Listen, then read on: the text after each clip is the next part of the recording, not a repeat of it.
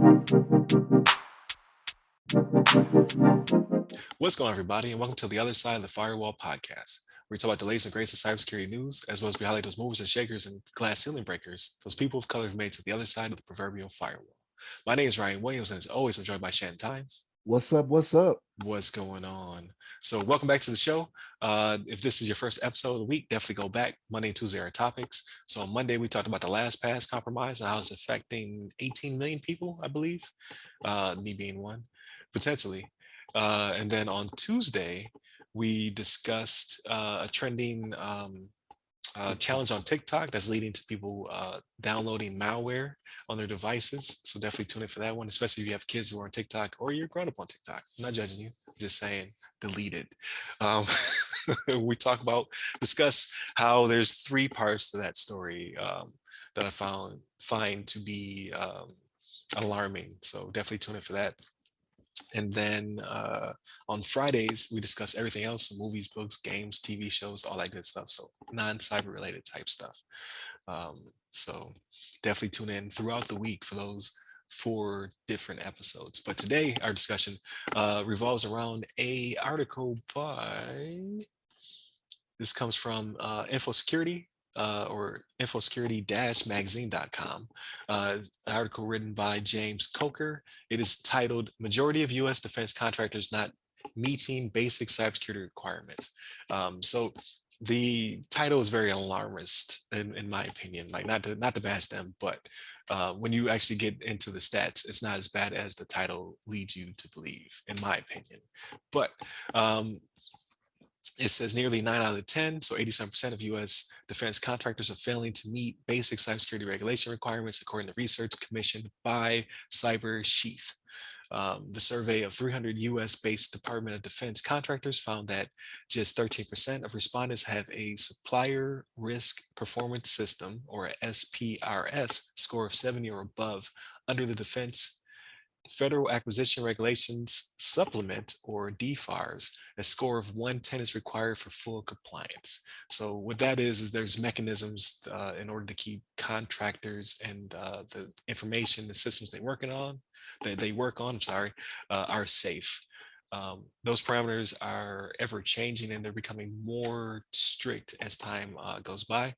There's something called the CMMC, sorry, can't speak today, which stands for Cybersecurity Maturity Model Certification. The CMMC debuted around 2020, just before all the sunburst supply chain stuff happened with SolarWinds. Was a humongous compromise, one of the biggest ones we've seen in probably the past 5 years or more. We talked about that heavily on the show when it first debuted back in late 2020, because it was such a hot topic, and how we believe it to be attributed to Russia and how they were in not only the civilian sector systems, but also government systems because of a supply chain attack on SolarWinds. So go back, way back, and you can listen to that. That's one of I would probably say is in our top 15 of first episodes. Like the first of 15 episodes is probably going to be in there because we talked about it heavily. It was like a hot button topic. It was the beginning of the dystopic 20 what was it 2020 through 2022 Yeah. of breach after breach after breach, but it was one of the biggest ones that we discussed, because Log4j was also in there. There's a few others. Like, it just was not a good time. People have idle hands. They had nothing better to do but then to breach systems and find just really bad compromises. Since then, knock on wood, things are starting to slow down. We haven't had any sunbursts or any Log4js in a few months. But with that happening, the government decided to revamp its CMMC regulation and make improvements, adjust scores, and change some of the ways that defense contractors and others had to metrics and milestones they had to meet in order to be compliant. So again, this article talks about how some of them are not meeting the CMMC 2.0 revision metrics. Again, you have to reach a 110, I guess, to be close to perfect. A lot of them are not even reaching 70. which is a good score. So you thinking back in school, 70 would be a C, right? But it's not. It's not in this case. Well, it's 70 out of 110, right? So it's a D at this point, right? So, yeah. Right. But you got to set a bar in order for people to learn how to pass it, right? So but the article goes into saying that this is a threat to national security, um, and that this could have a major consequence for defense contractors, nearly half of whom will lose up to 40% of their revenue if the DoD contract loss occurs according to the research. So if they start to shut them off because they're not meeting the requirement, this could be a huge loss of revenue for these companies. So that is not only do you not want to be fined by the government, you also obviously don't want to lose revenue because you no longer can receive those contracts to do that work. So it's pretty important that they start to meet these conditions, at least getting that 70%, and then striving towards that 110 score. What do you have on this, Shannon? What do you think? So to kind of piggyback on what you said last there, it's not even a matter of not being able to compete. Like, you won't even get the request, right? At that point, like, I envision going forward that if it's somebody that they have dropped, they'll be like, okay, we don't need to go to them. We know what they do, right? It may take a little while for you to even get in the good graces to even get the requests anymore, right? So that's just my way of seeing it. But here's my thing. I kind of want to call BS on this, right? So something they said in the article, right? They have a subsection here called improving understanding of regulations. They say a major factor in non-compliance appears to be a lack of understanding of government cybersecurity regulations, which was cited by 82% of respondents. I want to call BS because it's very easy to find what you need to do, right? So even when you look at the report that Cybersheet did on this, they said 80% of the DRB doesn't monitor its systems 24/7, 365, and doesn't use US-based security monitoring services. Like, that is very clearly set out when they put the requests out there, like what they want, right? They give some numbers here. 80% lack of vulnerability management solution.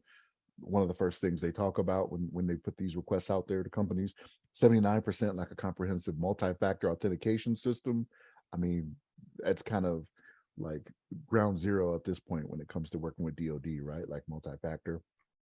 73% like an endpoint detection and response solution. Like, how do you not have that, right? Like, your virus definition and things like that, right? It's like, how are you lacking on that? 70% have not deployed security information and event management, right? Your seems this just kind of, to me, it just seems like for these companies, everybody wants that DoD contract, right? Like, it's one of those things where you will make good money on a DoD contract, but to do all the things that you need to do to be secure, I'm not going to lie about it. Like, it can cost you, and it's a lot to go through, right? It's easier to just not do it and just hope you get forgiveness, right? Especially if you're already embedded. If you've been working with DoD for 5 years, you may think, well, they're not going to get rid of us, right? Like, we're going to keep doing whatever we do. But like, some of the stuff that they lay out in the report, I mean, it is right up front in the request that you put out there, right? So for procurement from these companies.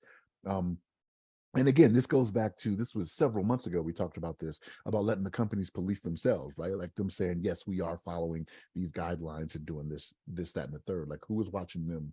Like, we're just taking their word for it, right? And I think that's why a lot of this is like this. Right. And I think I try to recall why we said that. Is that because of the lack of auditors? Was it that they didn't have enough auditors to go around? That's why they're having them self-certify? I I can't think that's remember. what it was. Was it what it was? Yeah, I think it was. it stuck with me because I was like, that is dumb. I was like, that is dumb, because they could just Right. you just submit a report saying, okay, yeah, this is what we're going to do. If it was for lack of auditors, which seems like it makes sense, right? Like, Right. how are they ever going to get around to them, right? They're just gonna look at it and be like, all right, these guys said they're good. They're providing their service that they promised to us. We like what they do for us. So Yeah. But what would happen if they caught you in the lie though? Like, would it just be just a fine, or does it, scale up? Like, could I put you out of business because you're a liar? that I don't know. Yeah. That I don't know. And again, like, this is one of those things where I just got to throw my BS flag, because these things are, it's not like the government is hiding anything from them to say, oh, we may not have told you this, but 24/7, 365, if they do this, that, and the third. Like, no, it's all laid out. Like, these requests, a lot of pages in them, right? Like, these contracts when they're signed, these performance work statements, all these things, a lot of a lot of pages to these things, right? Right. So it Right. may not. And here's the thing: for some of these companies, now granted, you do have some small companies, right? And Department of Defense will go after minority owned, veteran owned, smaller companies, right? Like they may not always go with a bigger company unless it's something that only they can do, right? Like if only they can provide that service, then it is what it is, right? You know what I'm saying? Your Microsofts, your Amazons, whatever it may be. Right.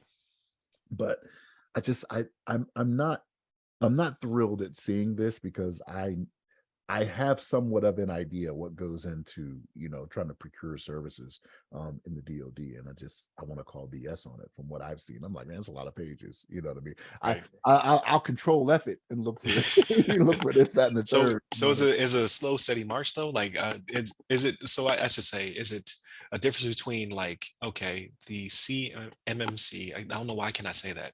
I promise you I know what it means.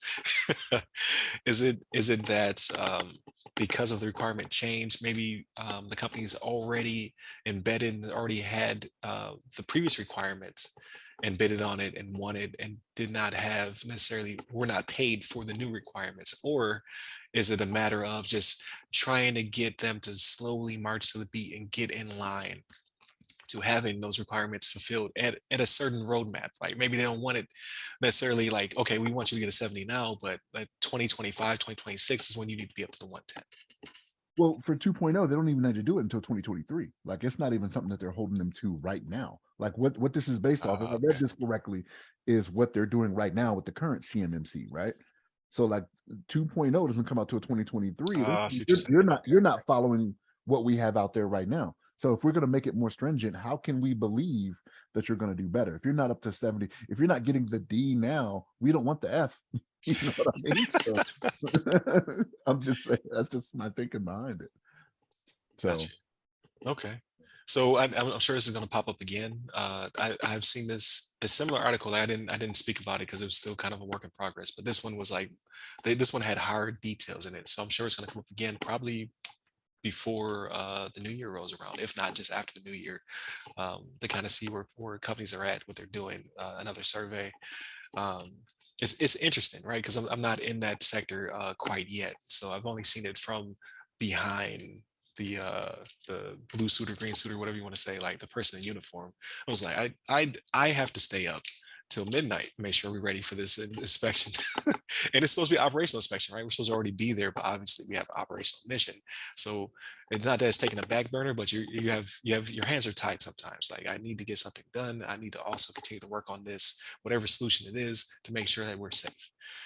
Sometimes the two of them cannot be done at the same time, and then that's when the inspection rolls around to get you to where you need to be, and then you're hustling, right? You're working hours on hours on hours to get where you need to be. So I've not seen it from the other side, so to speak, of the firewall. There it is, came full circle. Season 2 starts that. No, I'm just playing. But no, it is very interesting. Like reading it initially, like when you see the headline, I'm like, oh man, it's really bad. Then getting more in detail about it, I'm like, okay, I see what they're trying to say. They're not meeting the bar as a whole. It's not like, okay, there's only a certain small percentage of contractors. It's like, no, like they're all working towards being better. I'm obviously taking an optimistic route here. And Shannon nods. Just I don't know. It's the serious yelling at me, I guess. It's like, oh guys, we didn't make bar just yet.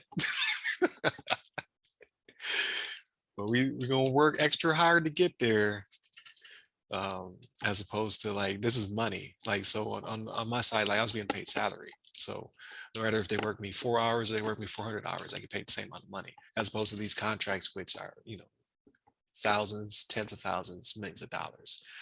To get right quickly, to give the government what they're asking for when it comes to safety and security. So it still remains to be seen where we'll be at by, you said 2023 is probably when the 2.0 compliance comes around. right.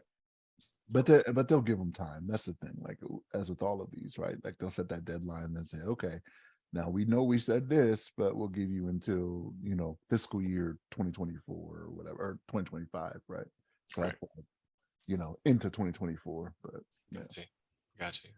But Yeah, it's definitely interesting article. Definitely continue to tune in throughout the week. Like, share, subscribe, hit us up on social medias. I'm about to run out of time. It's too late. We already made past 15. I'm about to cut this part out. So hit us up on all the socials. Hit me up. I'm at RyRy Security Guy. That's RYRY Security Guy on LinkedIn, Clubhouse, or no, yeah, LinkedIn, Clubhouse, and Twitter. And definitely tune in for Friday's episode. So stay safe, stay secure.